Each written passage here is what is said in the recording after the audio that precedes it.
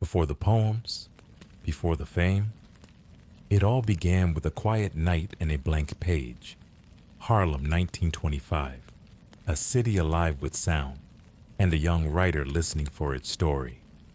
Picture a warm evening in Harlem, 1925, where the streetlights cast long golden shadows across the sidewalks, and the air itself seems to hum with possibility. The sounds of jazz drift from basement clubs and open windows, mixing with the gentle murmur of conversations in multiple languages, the soft shuffle of feet on pavement, and the distant rumble of the elevated train. This is the Harlem Renaissance, and in a small apartment on 135th Street, a young man sits at a worn wooden desk, his fountain pen moving slowly across paper in the lamplight.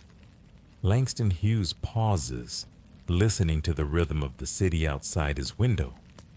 At 23, he has already traveled the world, worked as a sailor, and found his voice in the syncopated beats of jazz and blues. His fingers tap silently against the desk as he searches for the perfect words to capture the pulse of Harlem's heartbeat. The pen finds its rhythm again, and he writes about dreams deferred, about the beauty of brown skin in lamplight, about the dignity of working hands and the music that lives in the soul of his people. The radiator hisses softly in the corner, providing a gentle percussion to his thoughts.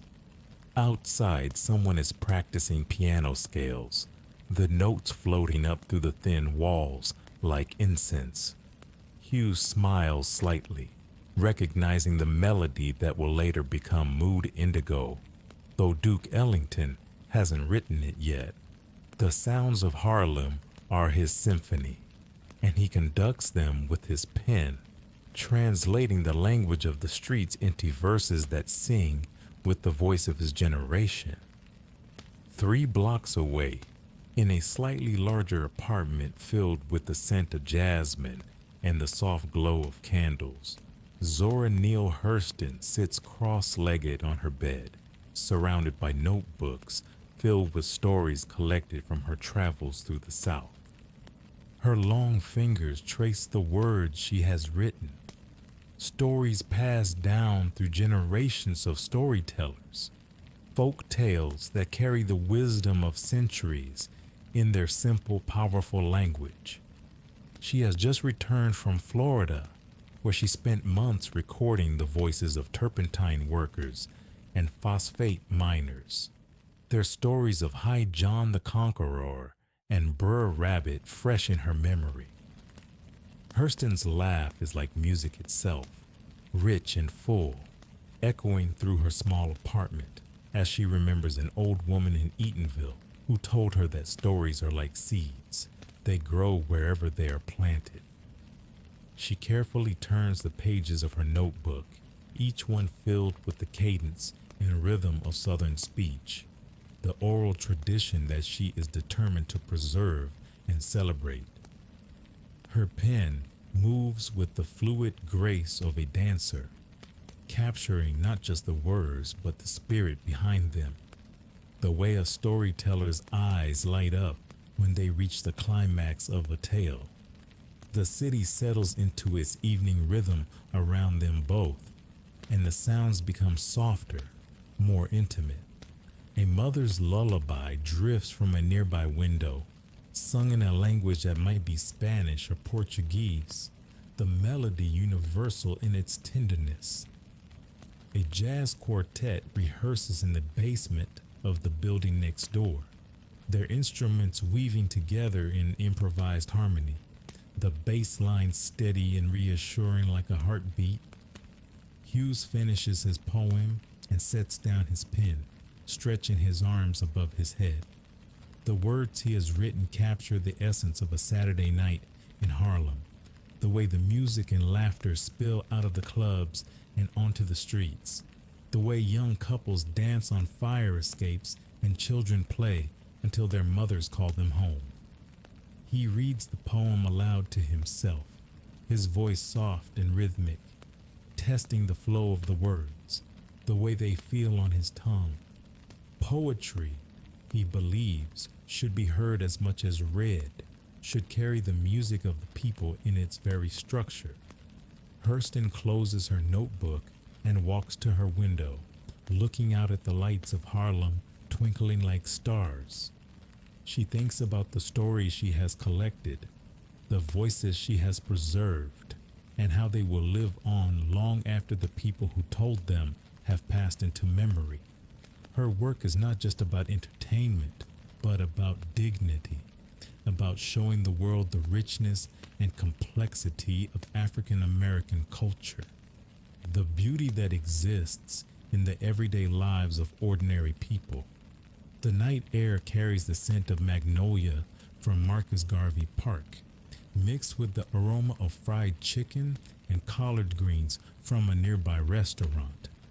A group of musicians walks by on the street below, their instruments cases slung over their shoulders, their voices harmonizing in a spiritual that transforms the sidewalk into a cathedral. The sound follows them until they turn the corner, leaving only the gentle hum of the city's evening songs.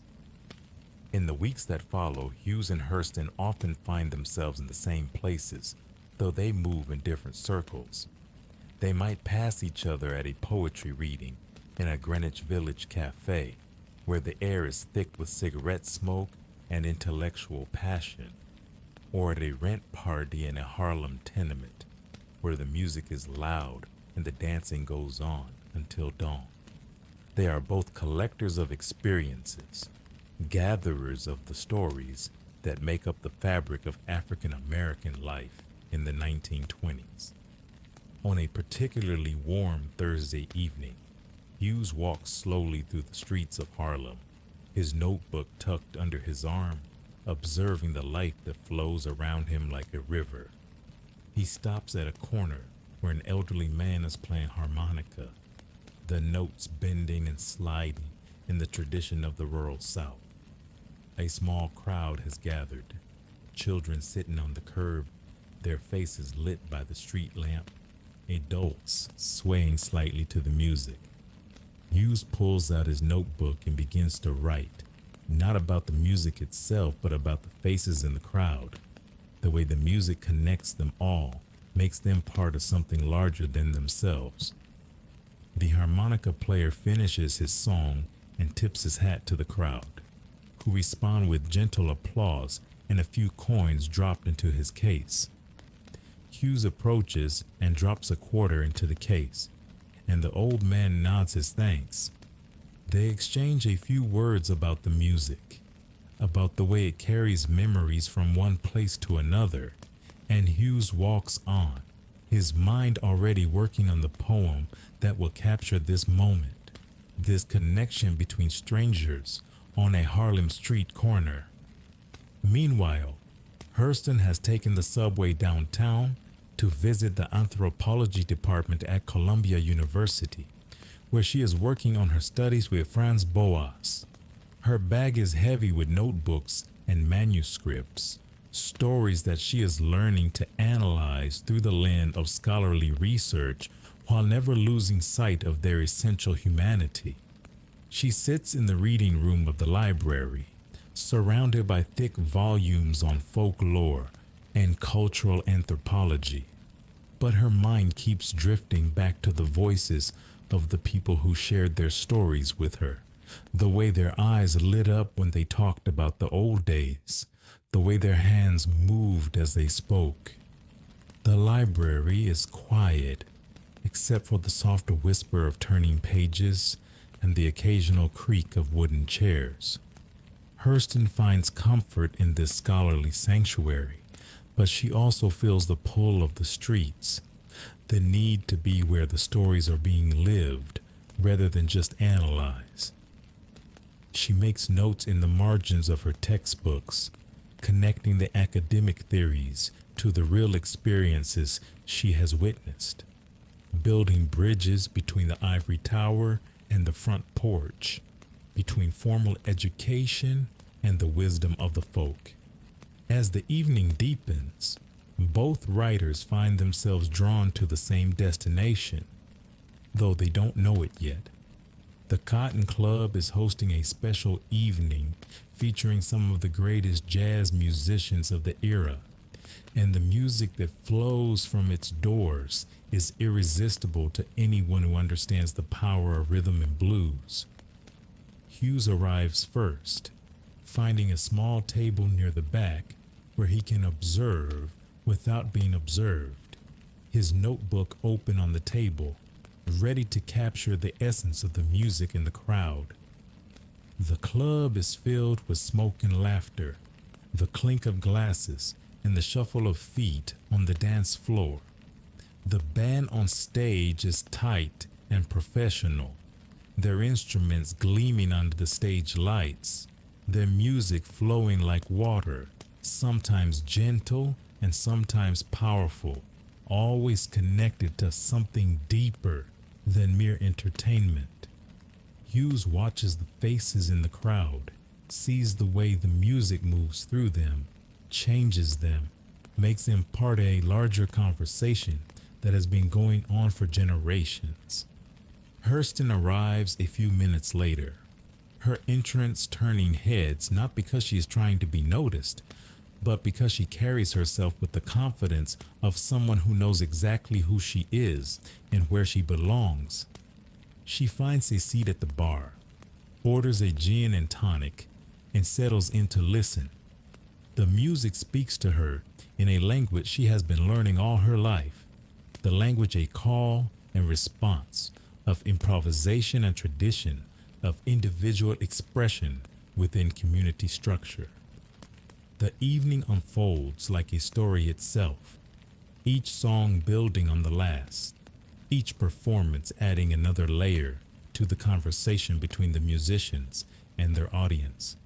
Hughes writes sporadically, sometimes just a single word or phrase that captures a moment, a feeling. The way the trumpet player's eyes close when he reaches for a particularly high note, or the way the dancer in a red dress moves like she is part of the music itself. Hurston listens with the trained ear of an anthropologist and the passionate heart of an artist, hearing in the music the same storytelling traditions she has been documenting in her travels through the South. The improvisation reminds her of the way a skilled storyteller can take a familiar tale and make it new each time it is told, adding personal touches, responding to the mood of the audience, keeping the tradition alive by allowing it to change and grow. As the night wears on, the music becomes more intimate, more personal.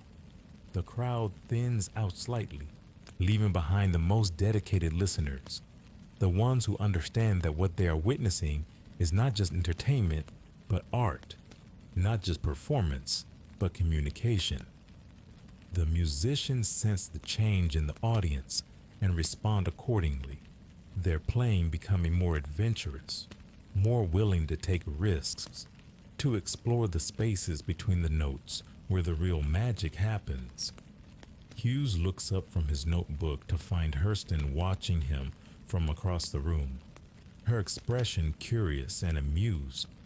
They nod to each other, a recognition that passes between fellow artists, fellow observers of the human condition. They don't speak, but they understand each other in the way that writers often do, recognizing a kindred spirit in the way someone holds a pen or listens to a conversation. The last set of the evening is a slow, bluesy number that seems to capture all the longing and hope of the Harlem Renaissance in its gentle, persistent rhythm. The piano player's fingers find the keys with the certainty of someone who has been making music since before he could walk, and the bass line thrums through the floorboards and up through the soles of everyone's feet, connecting them all to the earth and to each other. Hughes closes his notebook and simply listens, letting the music wash over him like warm water, feeling the words for future poems forming in his mind without forcing them, trusting that they will be there when he needs them. This is how inspiration works, he has learned, not as a sudden bolt of lightning, but as a slow accumulation of moments, experiences, emotions that eventually crystallize into art. Hurston finishes her drink and prepares to leave, but the music holds her for a few more minutes, reminding her of the church services of her childhood, the way the preacher's voice would rise and fall with the rhythm of the congregation's responses, the way the Holy Spirit would move through the room like a wind that everyone could feel but no one could see. This is the same Spirit, she realizes, just dressed in different clothes, speaking through different instruments, but carrying the same message of hope and endurance and joy. Outside, the Harlem streets are quieter now, though not empty. A few couples walk slowly, arm in arm, their voices soft and intimate. A group of young men stands on a corner, their laughter echoing off the buildings, their energy infectious even at this late hour. The elevated train rumbles past, its windows glowing like a string of pearls against a dark sky, carrying its passengers to destinations unknown. Hughes walks home slowly, his mind still full of music, his fingers already itching to pick up his pen again. He thinks about the way the music connected everyone in the club, regardless of their background or their daily struggles, the way it created a temporary community of listeners who understood each other without needing words. This is what he wants his poetry to do, he realizes, to create those moments of connection, those spaces where people can recognize themselves in each other's experiences.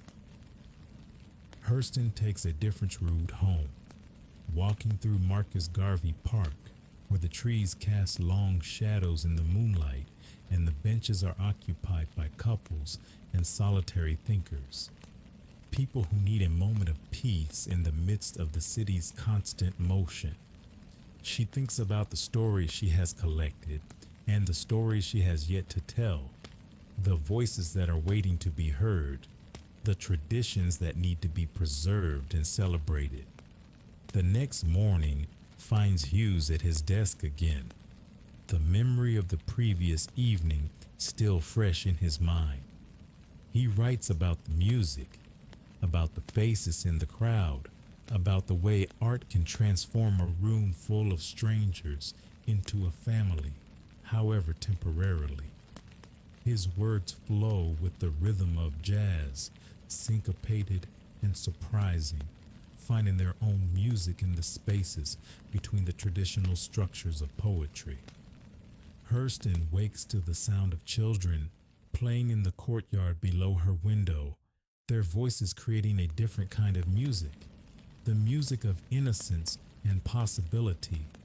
She lies in bed for a few minutes, listening to their games, their make-believe stories, their easy laughter, and she thinks about the connection between the formal stories she studies and the informal ones that happen every day, the way children naturally understand the power of narrative to make sense of the world.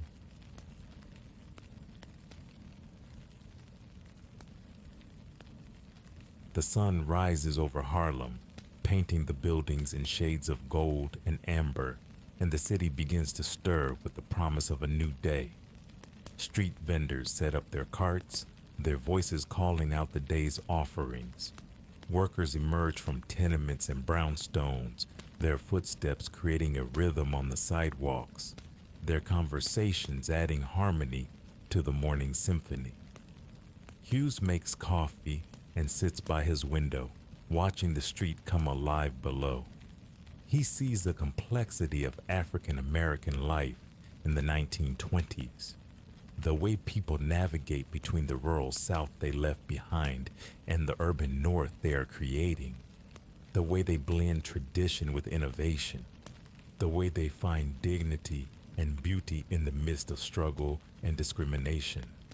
His poetry will capture all of this, he knows, not through grand gestures or political speeches, but through the small, intimate moments that reveal the larger truths. Hurston dresses carefully for another day of collecting stories, her notebook and pen ready for whatever adventures the day might bring. She has learned that the best stories come when you least expect them, when you are simply present and open to the world around you, when you listen with your whole being and not just your ears. She has trained herself to be a vessel for other people's voices, to preserve their words while adding her own artistic interpretation, to be both scholar and artist, both observer and participant. The afternoon finds Hughes in a different part of Harlem, visiting a barber shop where the conversation flows as freely as the hair falls to the floor. The barbers are skilled storytellers, their tales punctuated by the snip of scissors and the scrape of razors, their audience a captive one, literally seated and unable to escape until the haircut is finished.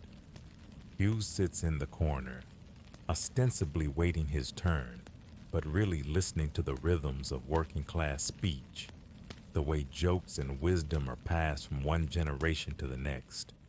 The barbershop is a center of community life, a place where news is shared and debated, where young men learn from their elders, where the day's events are processed and understood through the lens of shared experience. Hughes takes mental notes, storing away phrases and expressions that will later find their way into his poems, the authentic voice of Harlem that he is determined to preserve and celebrate. Hurston spends her afternoon in a different kind of gathering, a women's club meeting where the ladies of Harlem discuss everything from child rearing to politics, their voices creating a different kind of music, more structured than the barbershop talk, but equally rich in wisdom and humor. She listens to the way they support each other, the way they share resources and information, the way they maintain their dignity in the face of external pressures and internal challenges. The women's stories are different from the men's, focused more on family and community, on the small victories and quiet strength that keep households and neighborhoods functioning. Hurston recognizes the importance of these stories, the way they reveal the true foundation of African American life, the way they show that heroism comes in many forms, not all of them dramatic or public. As evening approaches, both writers find themselves drawn once again to the streets of Harlem, but this time they are not seeking entertainment or inspiration. They are simply part of the community, residents of a neighborhood that has become the cultural capital of Black America, participants in a historical moment that they are helping to create and define. Hughes stops at a newsstand to buy a paper, exchanging pleasantries with the vendor who knows him by name, who asks about his latest poems, who treats him not as a celebrity, but as a neighbor. This is the Harlem that Hughes loves most, the informal, everyday Harlem where art and life intersect naturally, where creativity is not separate from community but grows out of it. Hurston buys groceries from a market where the proprietor's wife knows her story, knows that she travels and collects tales, knows that she is working to preserve the voices of their people.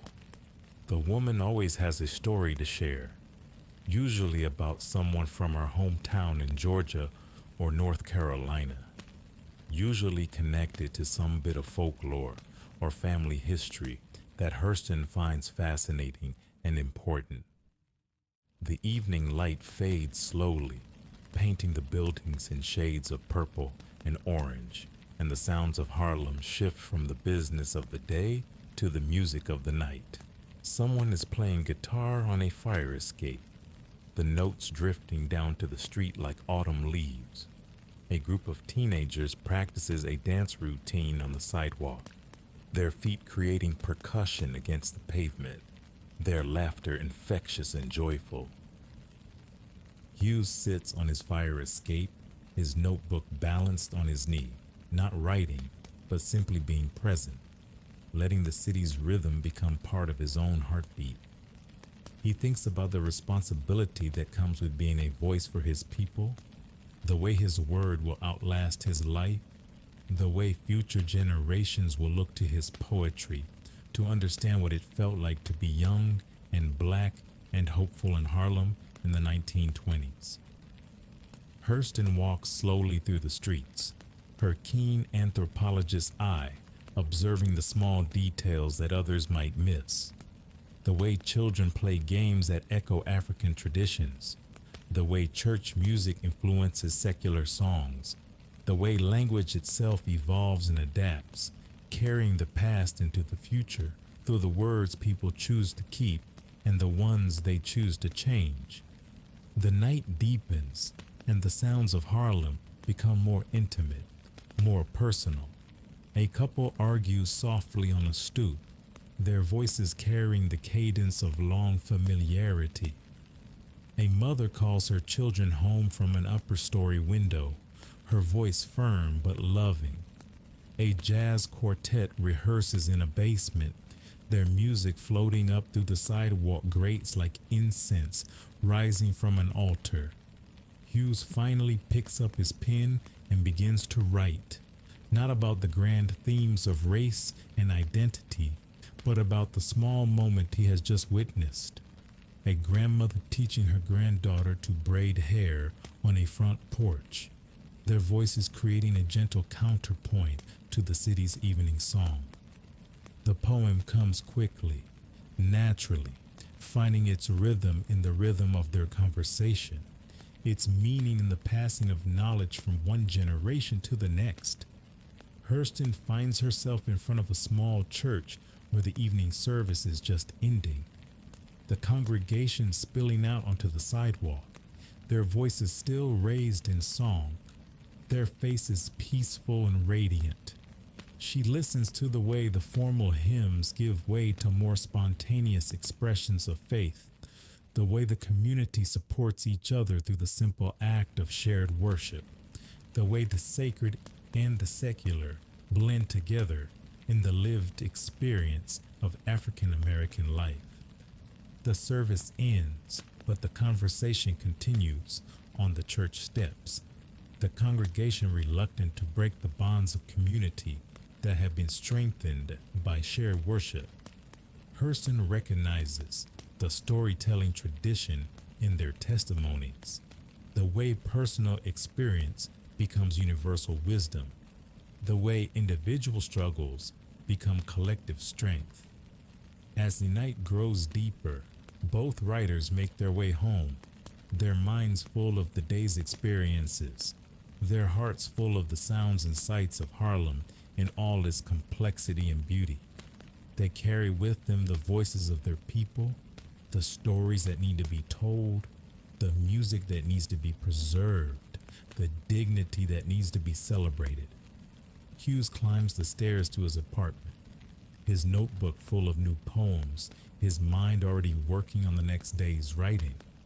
He thinks about the way his work fits into the larger movement of the Harlem Renaissance, the way individual artists are creating a collective voice, the way their separate efforts are building something larger than any one person could achieve alone. Hurston unlocks her door and steps into her quiet apartment, her bag heavy with new stories, her mind already organizing the material she has collected, thinking about how to present it to the world in a way that honors the people who shared their lives with her. She lights a candle and sits at her desk, not to write, but to reflect, to let the day's experiences settle into her consciousness, where they will ferment and transform into art. The city settles into its deepest sleep, the sounds becoming softer, more intermittent. The distant whistle of a train, the soft shuffle of a night worker's footsteps, the gentle hum of electricity in the walls. But even in sleep, Harlem dreams, and in those dreams the voices of Hughes and Hurston and all the other artists of their generation continue to sing, continue to tell the stories that will outlast their lives, continue to create the literature that will define an era and inspire generations to come. The morning will bring new challenges and new opportunities, new stories to tell and new ways to tell them. But for now, in the quiet hours before dawn, Harlem rests, its literary giants sleeping peacefully, their dreams full of the music and stories that will wake with them in the morning, ready to be transformed into the art that will carry their voices forward into the future, into the hearts and minds of readers they will never meet, but whose lives they will forever change.